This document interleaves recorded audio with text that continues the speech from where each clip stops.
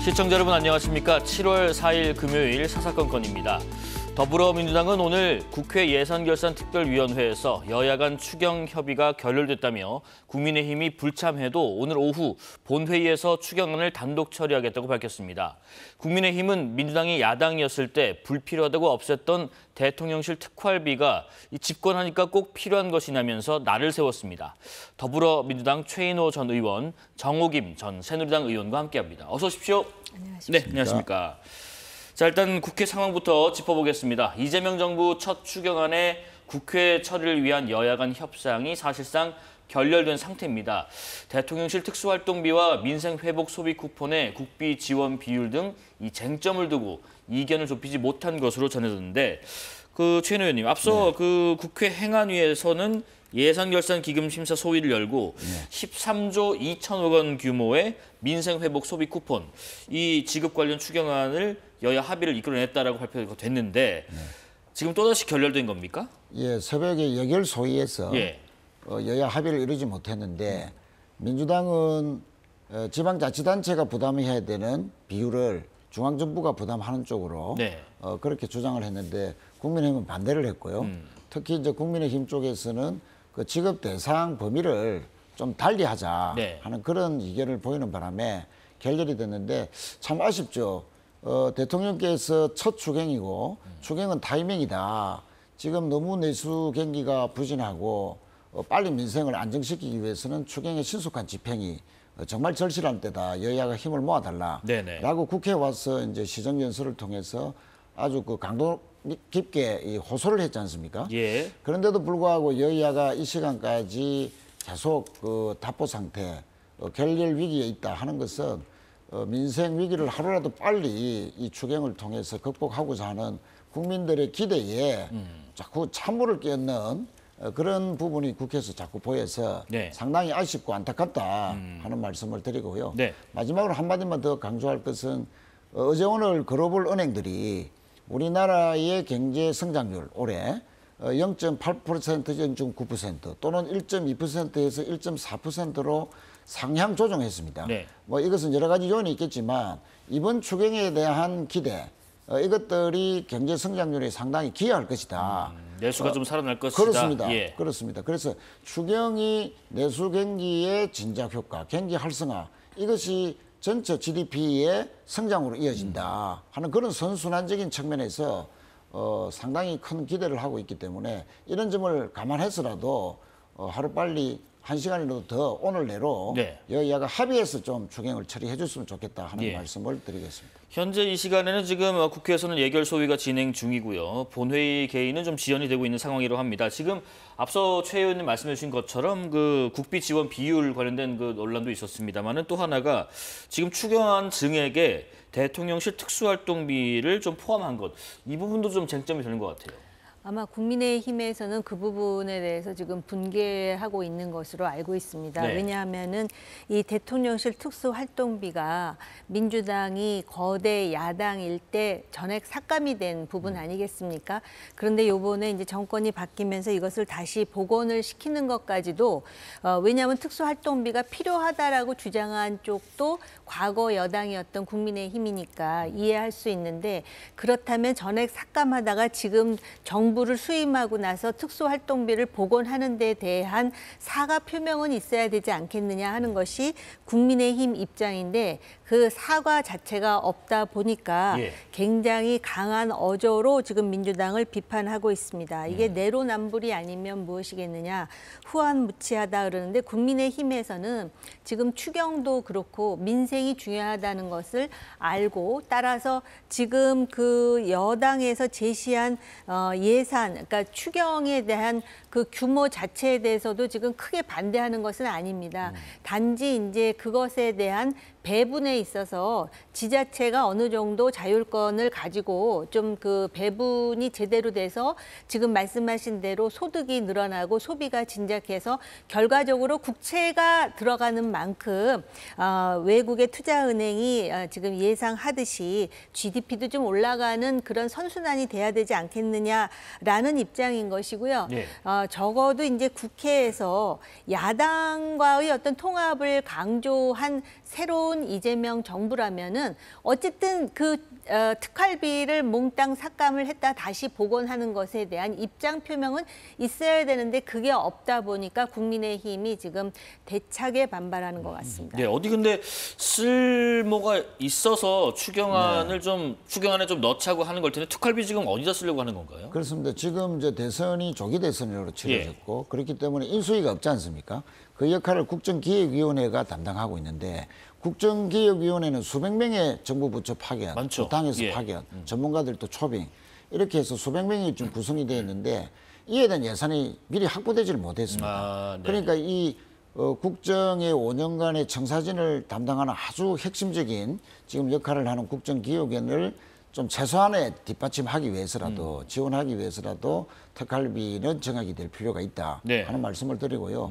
다만 이 특활비를 정액하더라도 최소한의 정액이 돼야 되고 반드시 영수증이 첨부한 채로 향후에 국회 운영위원회에 영수증 모두를 제출해서 감시와 야당의 지적과 견제를 받아야 된다 하는 그런 측면에서 투명한 집행이 전제가 돼야 될 것으로 그렇게 봐집니다. 예, 어쨌든 말씀하신 것처럼 이 특활비에 대해서 이 엎치락뒤치락 했던 것들에 대해서는 일견 좀 사과 입장이 좀 나와야 됐었지 않느냐. 그 다음에 이런 설명도 좀 있어야 되지 않았냐 하는 의견이신 것 같습니다. 자, 이 관련된 내용은 중간에 속보가 들어온 대로 저희가 전해드리고요. 자, 민주당 주도로 김민석 총리 임명 동의안은 통과가 됐습니다. 오늘 오전 이재명 대통령은 김민석 총리에게 보시는 것처럼 임명장을 수여했습니다. 자, 임명장을 수여받은 김민석 총리. 어제 총리 임명한 국회 통과 이후에 김 총리는 이 새벽 총리가 되겠다라는 입장을 내놨는데 관련 발언 듣고 오겠습니다. 국민의 뜻을 하늘같이 받들고 대통령님의 방향을 바닥에서 풀어내고 여야를 넘어 의원님들의 지혜를 국정에 접목시키겠습니다. 폭정 세력이 만든 경제위기 극복이 제1과제입니다. 대통령님의 참모장으로서 일찍 생각하고 먼저 챙기는 새벽 총리가 되겠습니다.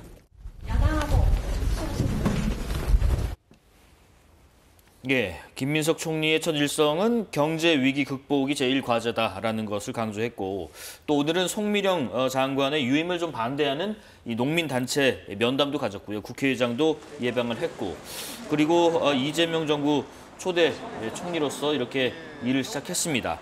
이 첫 행보 어떤 평가를 주시겠습니까? 그렇습니다. 첫 행보로서 갈등 현안으로 떠오른 농민단체의 시위 현장을 찾았죠. 농민단체들은 송미령 장관의 유임을 상당히 반대하고 나섰는데요. 특히 농업사법에 대한 조속한 입법 처리 이것을 요구하면서 농성 중이었는데 바로 첫 행보로서 총리가 이런 갈등 현장을 찾아서 농민들의 어려움 또 호소하는 내용들을 깊이 경청했다 하는 그런 차원에서 상당히 인상적이었다고 말씀드리고요. 사실 대통령도 지금 지방에 여러 차례 현장 방문을 했고 또 어제는 30일 만에 사상 대통령 취임 이후에 가장 빠른 속도로 기자 간담회까지 격의 없이 했습니다.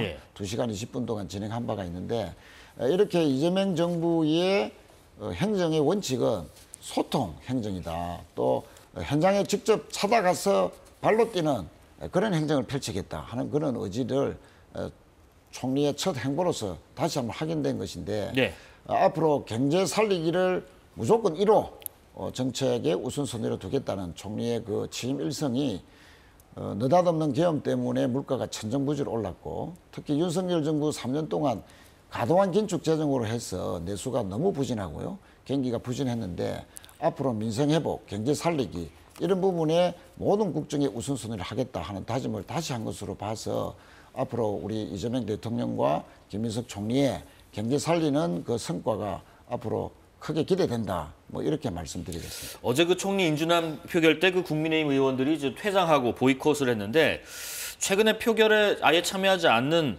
이런 본회의장 나가는 모습들이 자주 보이고 있습니다. 이런 모습은 좀 어떻게 평가하고 계시는지요?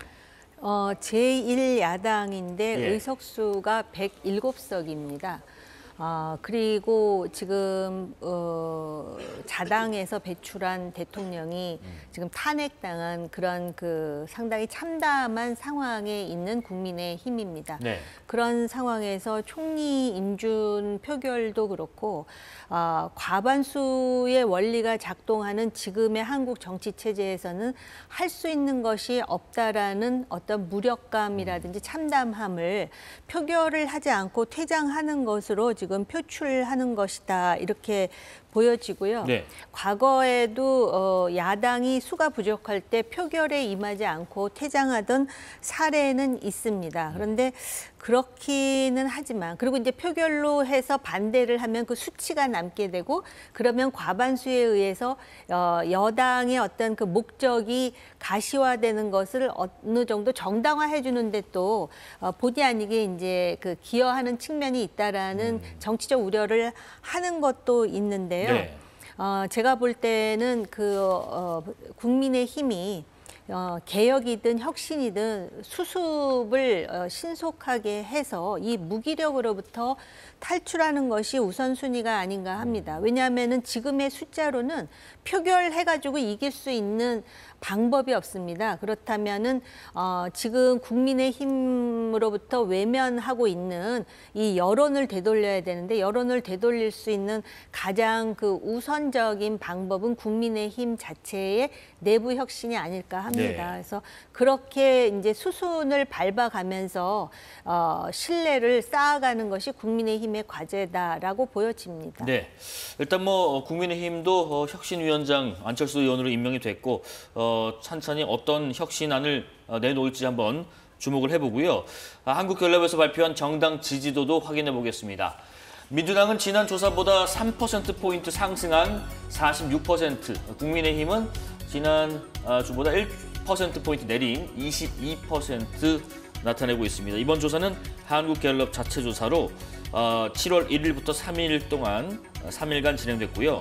조사 대상은 만 18세 이상 남녀 1,001명을 대상으로 무선 전화 면접 100%, 표본 오차는 95% 신뢰 수준의 플러스 마이너스 3.1%포인트입니다. 자, 일단 지금 그래프에서 나타나는 것처럼 민주당과 국민의힘 지지율 격차가 2배를 좀 넘습니다. 대선 이후의 지지율 오히려 오름세고 그러다 보니 더 좀 조심스러울 것 같기도 해요. 네.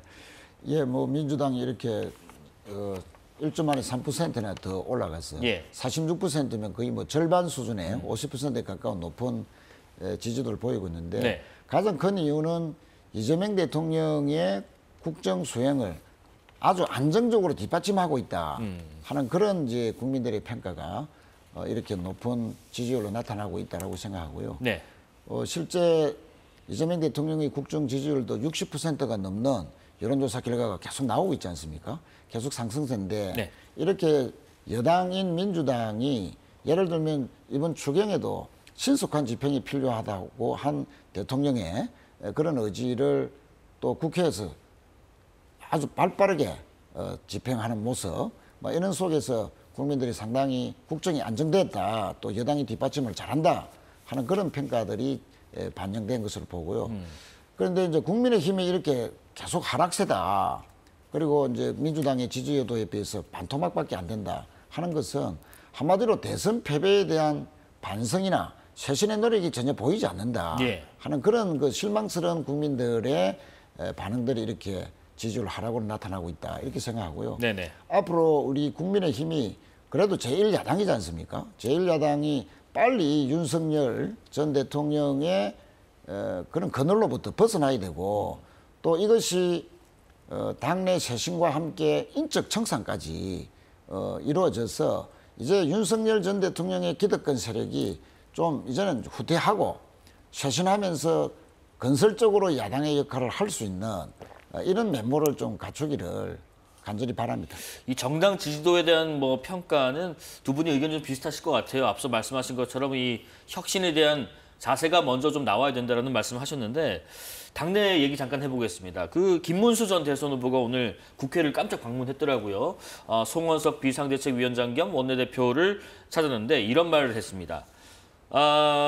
세 가지 얘기인데요. 우선 안철수 의원은 혁신위원장에 적합하다. 본인은 당대표의 나간다 안 나간다 말할 위치가 아니다.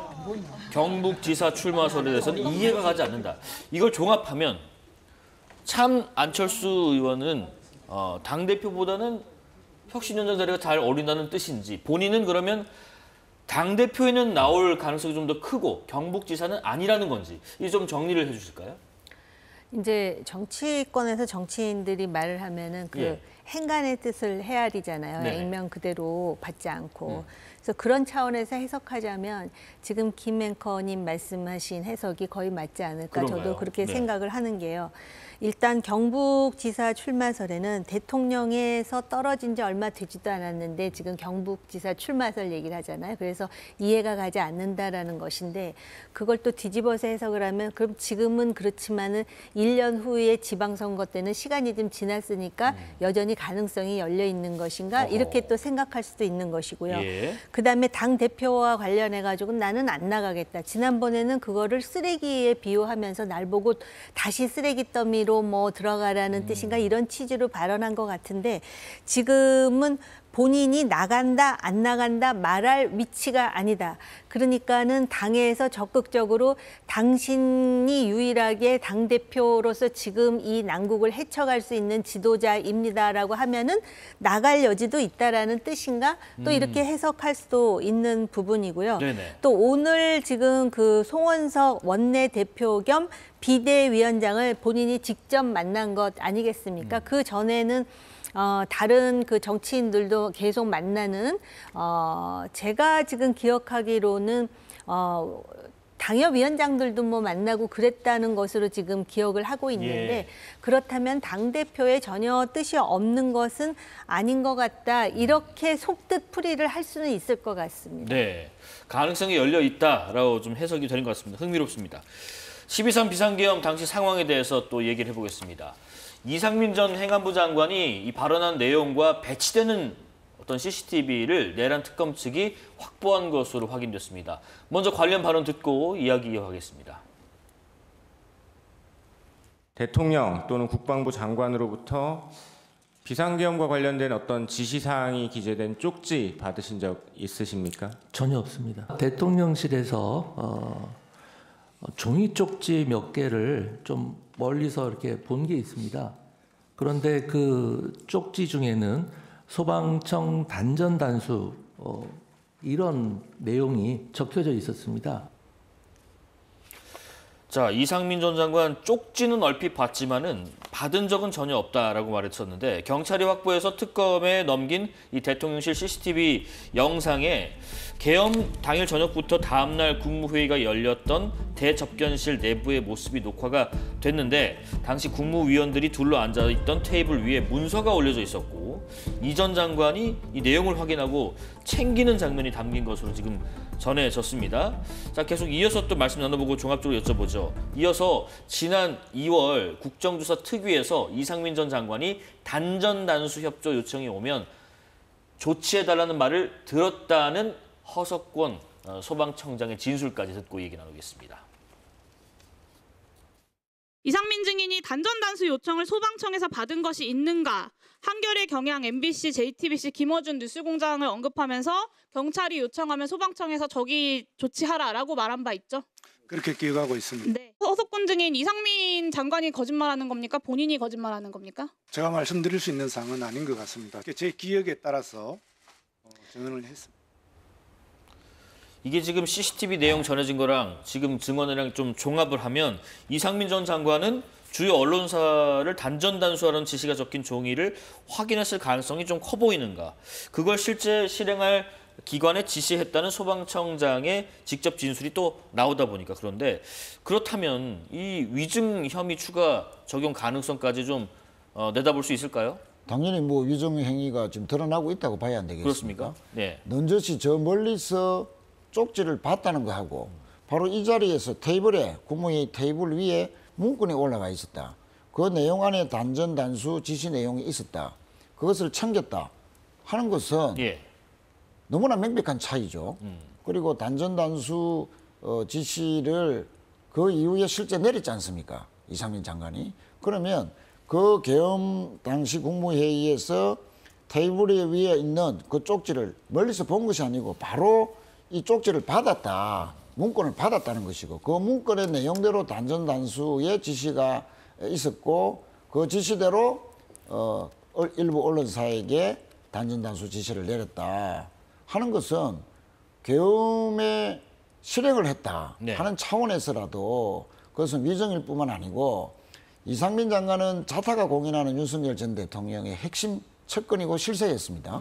중앙고 라인일 뿐만 아니고 실제 행안부 장관은 경찰을 지휘하는 장관이지 않습니까? 예. 또 계엄을 국방부 장관과 함께 건의할 수 있는 위치에 있는 장관이기도 하고요. 그런 측면에서 이상민 장관은 단순히 이번에 위정죄가 드러난 것뿐만 아니고 여러 가지 계엄 전후의 행적이나 또 소방청장에게 단전단수 지시나 이런 것들이 다 드러남으로써 단순 그 내란 동조죄 이상의 주요 임무 종사자까지도 혐의로 조사 수사받을 수 있고 또 기소까지도 그런 식으로 될 것이다. 그 가능성이 높아지고 있다 하는 그런 것으로 저는 보고 있습니다. 적극적으로 해석을 하셨습니다. 지금 단순 내란 동조자 이상 주요 임무 종사자까지도 갈 수가 있을 것이다 이렇게 내다보시는데 어떻게 생각하시는지요? 지금 세 개의 특검이 가동이 되고 있고요. 이제 내란 특검도 진행되고 있는 와중에 그동안에 이제 장관들의 국무회의는 대통령실의 2층 국무회의실에서 했었는데, 지금 그날 12월 3일에 계엄 선포할 때는 국무위원들이 2층 국무회의실에서 모이질 않고 5층 대접견실에서 모였다라고 합니다. 예. 그런데 아마 5층 대접견실에 CCTV가 있었던 것 같습니다. 그래서 그 CCTV를 오픈하면서 이제 뭐 문서를 들여다보는 장면이라든 것이 이런 것이 노출을 하다 보니까 그동안 일부 국무위원들이 자신은 몰랐다라든지 나중에서야 알았다라든지 또는 대통령의 문서를 뭐 바지 뒤에 꼽아놓고 있다가 나중에 들춰봤다 뭐 여러 가지 이야기를 했는데 이게 앞뒤가 맞지 않는 게 아니냐 해가지고 지금 논란이 되고 있는 겁니다. 네네. 그런데 우선 무엇보다도 이 내란과 관련해서 국무위원들도 이제 그 다양하지 않겠습니까? 뭐 가담이라는 표현은 뭐하지만 어쨌든 그 인지서부터 시작해서 개입을 한 국방장관 같은 사람도 있고요. 그런데 그것은 특검의 조사가 완벽하게 끝난 다음에 우리가 확인하는 것이 맞지, 이제 이렇게 하나하나 하다 보면은 실제로 그것이 사실로 확인되기 전에 이제 언론에 먼저 공개됨으로써 과거의 특검도 그런 예가 있지 않았었습니까? 그래서 그런 부분이 좀 조심스럽다라는 말씀은 드려야 될 것 같고요. 그다음에 어찌됐든 간에 국무회의는 심의를 하게끔 되어 있고 그 당시에 건의를 할 수 있는 주체는 국무총리와 국방장관이었기 때문에 그 문서라든지 결재라든지 이런 것이 지금 사후에 문제가 되는 것은 맞지만 이런 부분에 대해서 우리가 하나하나를 일희일비하기보다는 내란 특검에 의해서 정확한 물증에 의해서 사실이 확인이 된 다음에 그것에 대해서 우리가 결론을 내리는 것이 정당한 수순이 아닐까 이런 생각이 들었습니다. 인지에서부터 뭐 개입, 더 나아가서는 적극 가담 여부까지 이제 특검을 통해서 밝혀져야 될 것이고 이 문서가 실제로 무엇인지 또 어떤 내용인지 실제로 봤는지 인지를 했는지 그런 부분도 아마 촘촘히 좀 따져봐야겠다는 말씀이신 것 같아요. 한 가지 더 있는데요. 지금 지난 2월에 경찰 비상계엄 특별수사단이 언론사 단전단수를 지시한 혐의로 이상민 전 장관의 자택을 압수했었는데 당시 자택 안에서 거액의 현금 다발이 발견됐다. 그런데 이게 영장 범위에 포함되지 않아서 압수는 하지 못했다고 내란 특검팀에 진술을 했다고 합니다. 지금 경찰 수사팀이 전원으로는 당황했을 정도로 큰 액수였다, 이 돈다발이. 그래서 영장 범위에 없어서 압수를 못했다. 이게 일단 이해가 가능한 부분인지 하나 하고요. 또 이 전 장관 측은 그런 사실이 없었다라고 주장하는데 이 관련 진술이 나온 만큼 이 내란 특검에서 이 돈과 계엄의 어떤 연관성까지 좀 따져봐야 하는가 싶습니다. 경찰 관계자들 지금 소환 조사를 하고 있지 않습니까? 당시 압수수색할 당시에 뭐 일부 의원들은 35억이다. 현금 돈다발의 액수가 그 부피가 얼마나 될지는 뭐 상상도 안 갑니다만 35억이라는 거액의 현금돈 다발이 예. 발견이 됐다. 그 만약에 그것이 사실이라면 일단 최소한 공직자윤리법 위반 혐의는 벗어나기 힘들 것 같습니다. 왜냐하면 이상민 장관이 재산 신고 때 46억 원을 신고했는데 예. 현금은 단 1원도 신고하지 않았습니다. 0원이었습니다. 그러면 그 규모가 뭐 35억인지 또는 뭐 수억인지 수십억인지 밝혀지겠지만 현금 재산을 전혀 등록하지 않은 상태에서 수십억이다. 나는 그 얘기 발견되면 일단은 공직자윤리법을 위반한 것이죠. 일단 돈이야 뭐 만약에 그렇다 하면은 그런 부분에 해당할 수 있겠습니다만은 그렇죠. 이것이 계엄과 어떤 그렇죠. 연관성? 그래서 이제 계엄과의 연관성 부분인데 아마 내란 특검에서 깊숙하게 살펴보겠지만 이 돈이 혹시나 박근혜 대통령 시절에 있었던 그 특활비, 정보기관, 모 정보기관의 특활비가 네. 불법적으로 유용됐다 해서 이제 탄핵 사유로도 작용했지만 혹시나 계엄 이후에 이런 그 정보기관에 출처 없이 쓸 수 있는 돈을 행안부 장관이 거액을 확보해서 계엄의 이후의 실행 과정에서 쓰려고 했던 거 아니냐 네. 하는 그런 이제 지금 의심을 하는 것인데 만약에 내란 특검에서 이것이 계엄과 연관이 있다는 식으로 결론이 나버리면 그 순간에 이상민 전 장관은 내란 주요 임무 종사자로 이제 격상해서 추가 기소될 가능성도 매우 있을 것으로 높을 것으로 봐집니다. 예, 물론 뭐 액수랄지 그 돈의 어떤 출처랄지 사용처랄지 이런 것들은 뭐 당연히 따져봐야겠습니다만 만약에 이게 정말 이렇게 거액이라면 정말 최 의원님 말씀하신 것처럼 이런 계엄의 어떤 연관성까지 가볼 수 있는 이런 개연성이 있을까 어떻게 생각하시는지요? 이 지금 문제가 이제 제기되고 네. 이 제기되는 문제에 대해서는 아마 특검이 법적으로 또 사실 확인을 위해서 꼼꼼히 따지리라 그렇게 생각이 들고요. 수사팀이 가가지고 놀랄 만큼의 액수의 돈을 보았다라는 거잖아요. 예. 근데 이 놀랄 만큼이라는 표현이 상당히 주관적입니다. 주관적이죠. 수사팀이 생각하는 놀랄 만큼과 이상민 전 장관이 생각하는 놀랄 만큼과 심지어는 여기 우리 세 사람이 생각하는 놀랄 만큼의 기준이 다 다를 수 있다라는 것이고요. 또 일부 언론에서는 명품백 뭐 상표도 뜯지 않은 명품백 18, 9개에 꽉꽉 차 있었다.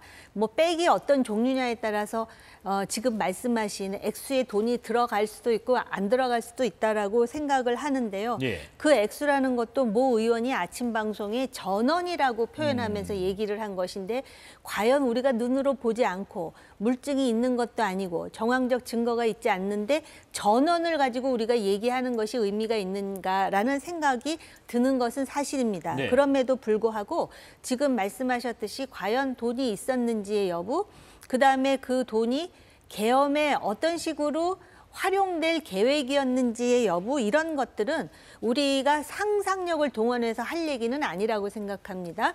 그러니까 특검이 분명히 꼼꼼하게 따지고 사실을 확인할 것이고 그렇게 해서 결론을 내리게 되면 그거에 따라 우리가 판단을 해야 될 문제다. 과거에 박근혜 전 대통령과 관련한 특검에서 그 당시 최순실 씨가 독일에 뭐 그 당시에 제가 지금 기억은 안 나는데 그거야말로 놀랄 만큼의 액수였습니다. 그래서 예. 민주당의 모 의원이 그 의문을 제기했다가 지금 법적으로 상당히 어려운 상황에 처해 있는 것으로 지금 언론 보도를 통해서 들은 기억이 있는데요. 우리가 이렇게 사실 특검과 관련해서 그리고 윤석열 전 대통령 부부와 관련해서 공분 같은 게 있는 것은 사실이지만 그럴 때일수록 합리적이고 이성적으로 사실에 입각해서 의법 조처할 것은 하고 비판할 것은 하되 우리 머릿속의 상상력은 오히려 지양하는 것이 사회적 안정을 위해서 좀 필요한 일 아닐까 싶습니다. 알겠습니다.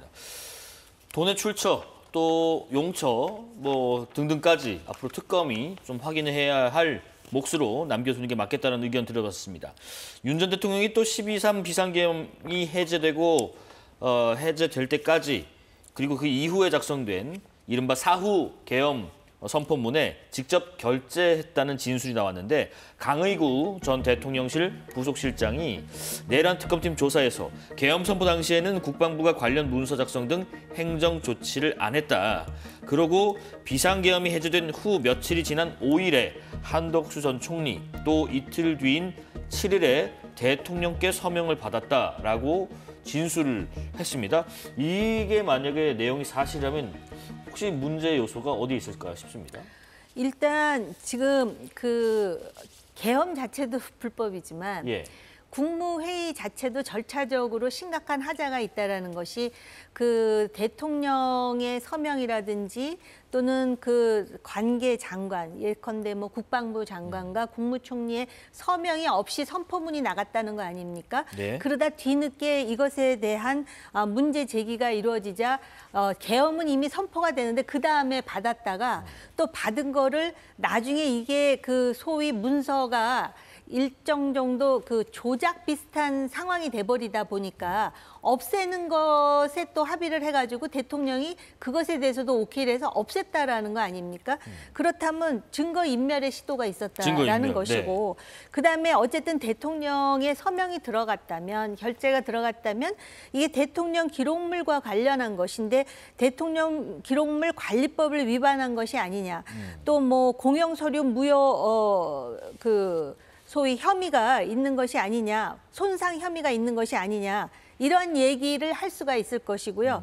그다음에 사후 결재에 대해서 조금 전에 말씀을 드렸는데 네. 사후 결재가 됐다면 이것 자체가 위법인 일이죠. 그러니까는 그 당시의 상황에서 대한민국이 그렇게 만만한 나라도 아니고 전 세계의 경제, 외교, 안보에 있어서 특히 문화는 세계 최강이라 해도 과언이 아닌 나라에서 계엄을 했다라는 것도 어불성설이지만 그 과정이 이렇게 엉성할 수가 있을까? 이렇게 주먹구구일 수가 있을까? 네. 그런 개탄스러움이 있죠. 서류 결재 과정과 절차 또 그 이후의 후속 조치까지 여러 측면에서 좀 문제 소지가 있어 보인다는 말씀이시네요. 그렇습니다. 지금 한덕수 전 총리는 비단 오늘 이 밝혀진 이 문건, 은폐, 가담했다, 지시했다, 뭐 증거인멸죄 혐의가 적용받을 수 있다 하는 그런 의혹뿐만 아니고 사실은 계엄을 전후해서 또 탄핵 과정, 또 대선 과정에 이르기까지 참 그 수상쩍은 일들이 너무나 많았습니다. 한 총리 주변으로. 예를 들면은 대행 시절에 헌법재판관이 국회에서 정상적인 절차를 밟아서 헌법적인 절차를 다 준수해서 추천이 되었으면 당연히 그것은 대통령 대행으로서 임명을 해야 되는데도 불구하고 계속 임명을 거부했습니다. 또 헌법재판소에서 이것은 위헌적인 행위다라고 결론이 난 상태에서도 그 국회 추천 헌법재판관은 계속 임명을 거부해서 위헌적인 행위를 계속 해왔거든요. 반면에 이완구 법제처장은 또 헌법재판관으로 자신이 또 추천을 했습니다. 임명을 하려 했다는 것이죠. 이완구 법제처장은 다 알려진 윤석열 전 대통령의 핵심 측근입니다. 그러면 국회가 추천한 헌법재판관은 왜 임명을 거부했으며 윤석열 전 대통령의 측근은 왜 또 헌법재판관을 임명을 하려 했느냐. 이것은 정권 교체 후라도 헌법 84조 재판에 대해서 대통령의 재판이 계속돼야 된다는 헌법 소송이 있을 경우에 그것을 유리하게 하려고 했던 시도 아니냐. 이것은 내란의 연장선상이다 하는 그런 또 의심을 받아왔고요.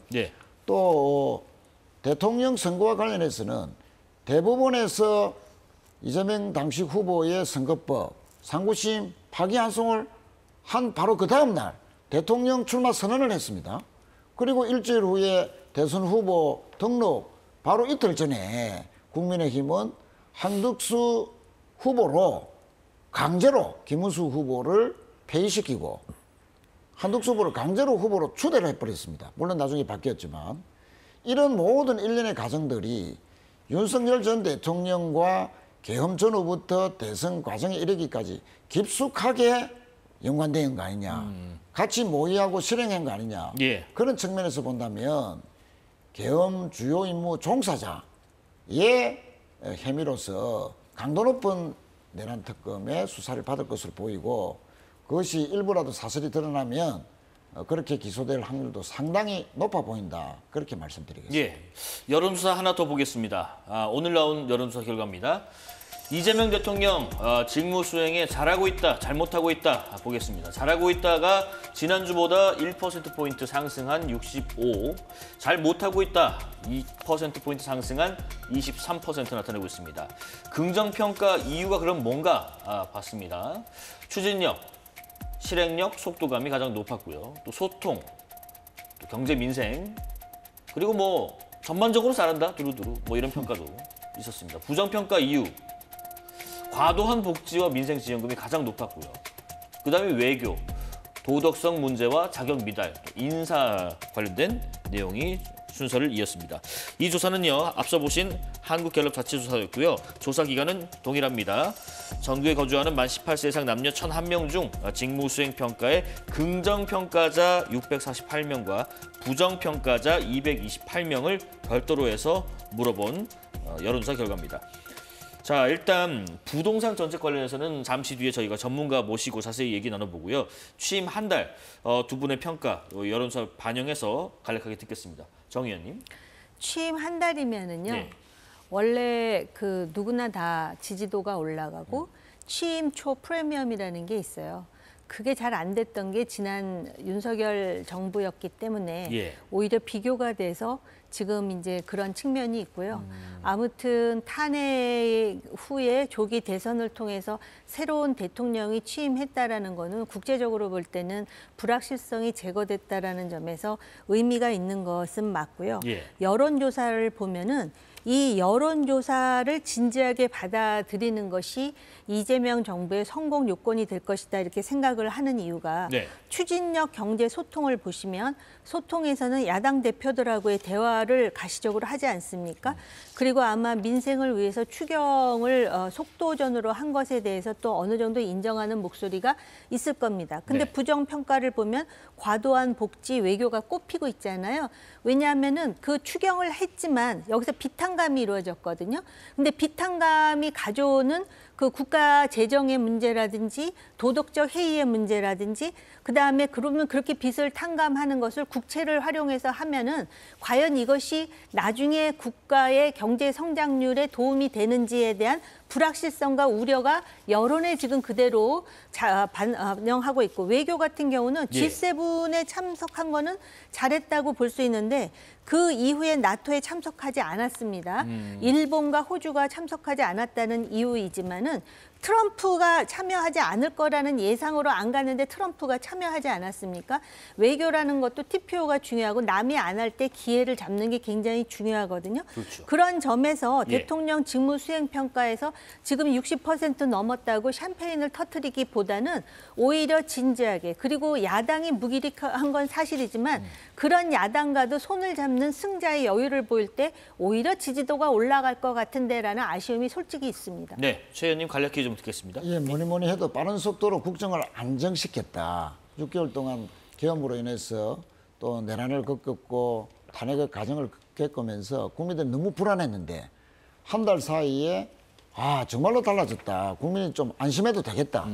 이제 정부가 보인다 하는 그런 측면에서 국정을 너무나 빨리 안정시켰다는 그 능력, 추진력에 대해서 높이 평가한 것 같고요.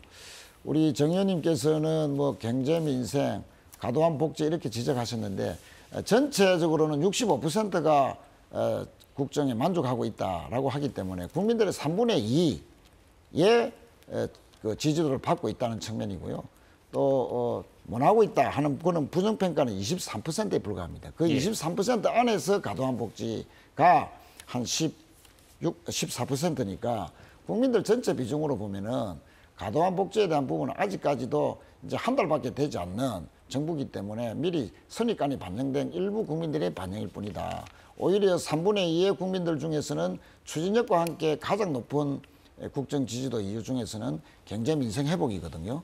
그 추경의 신속한 지금 집행을 기다리고 있습니다만 모든 그 개혁 사안보다도 민생 안정, 경제 살리기, 경제 회복 이런 그 민생 경제를 국정의 가장 우선순위로 하겠다. 그리고 실천하고 있는 그 대통령의 모습에 대해서 국민들이 아주 높이 평가하는 것이다. 알겠습니다. 이렇게 생각합니다.